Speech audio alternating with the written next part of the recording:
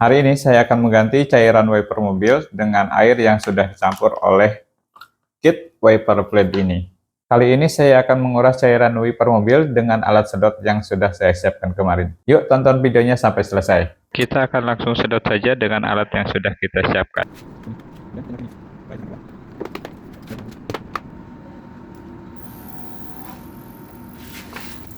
Alat sedotnya berfungsi dengan baik. Walaupun cairannya sudah dikuras, namun sisa-sisa kotorannya masih banyak.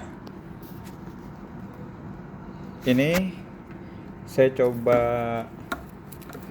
bersihkan pakai sikat botol ini yang saya ikat dengan tali ke